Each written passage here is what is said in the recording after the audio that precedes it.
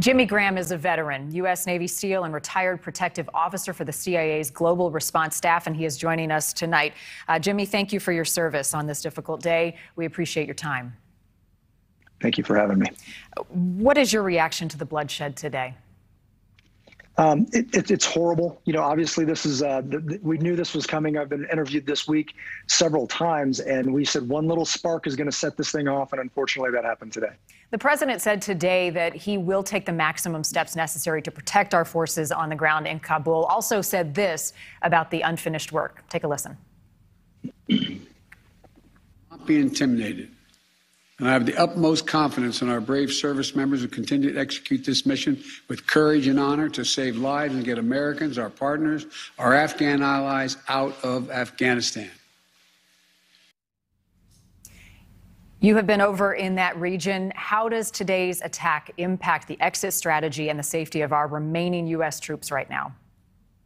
Everything just got extremely dangerous, as if it wasn't bad enough already. And it's not inspiring to see the president lean forward and to read words that somebody else wrote. I just don't see strength in the message right now, and that's disturbing as a vet. So what does need to happen?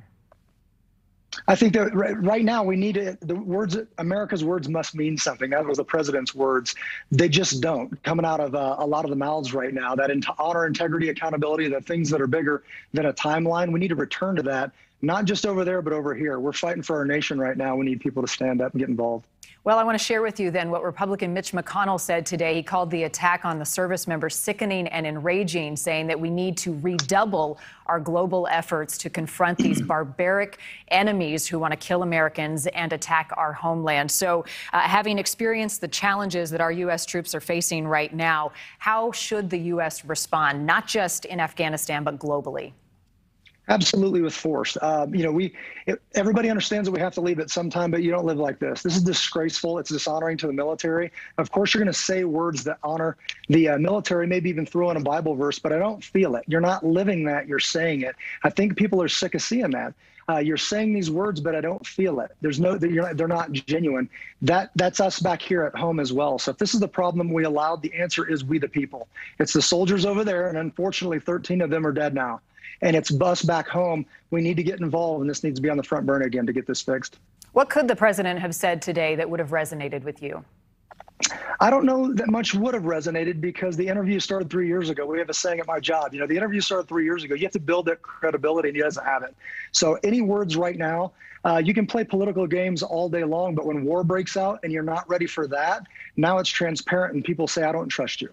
Are you fearful that more blood could be shed, more American lives could be lost in the next 5 days before we get to this deadline?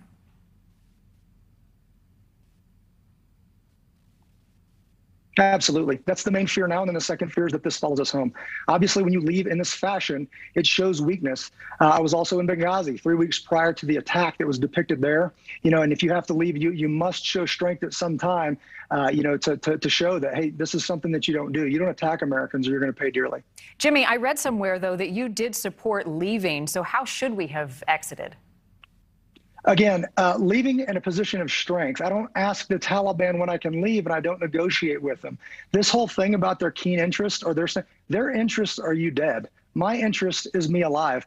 That's where their interests are. So don't trust them for 1 second, because the same thing can happen again tomorrow. Do you believe that any part of the Taliban has changed? Not at all. No, I think that they, just like back here at home, we're going to say certain words because we have to, just like the general. I know what he's thinking. I'm very likely what he's thinking, but you can only say certain things because of your position, right? I said, you want to keep a good man quiet, give him a good deal. He knows he can't say what he's thinking. He's got to tailor his words. They're doing the same thing. They're playing the same game. They haven't changed. Jimmy Graham, we appreciate your time tonight. As this situation develops, we'll have you back. Thank you.